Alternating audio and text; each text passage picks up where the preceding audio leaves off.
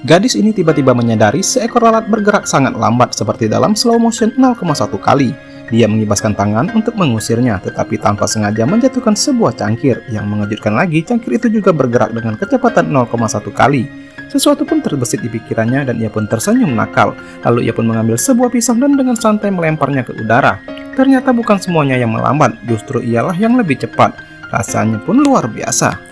Ia pun tak sabar ingin memamerkan kemampuannya. Ia pun segera menemukan targetnya dan melangkah masuk, dan ternyata itu benar perampokan. Tetapi di matanya semua orang bergerak super lambat seperti patung lilin.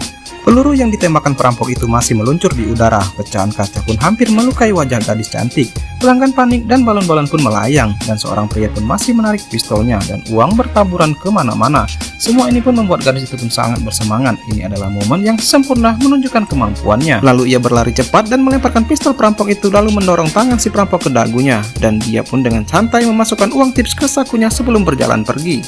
Setelah menteleportasi gadis cantik itu ke tempat yang aman, ia pun bahkan sempat minum soft drink dan memainkan games box beberapa ronde. Lalu ia pun melompat ke udara, menjatuhkan pistol dari tangan perampok dan menarik celananya hanya untuk memastikan ia tak bisa kabur. Ia pun bergegas ke perampok lain dan melemparkan botol kepadanya sambil membantu wanita yang hampir jatuh. Kemudian ia pun mengambil kotak dan mengumpulkan barang-barang yang berserakan, berjalan ke seorang pria tampan, lalu mengambil balon-balonnya dan meletakkannya lagi dengan lembut di tangan pria tersebut. Lalu ia pun berdiri di depan gadis cantik dan menepis peluru yang terbang ke arahnya.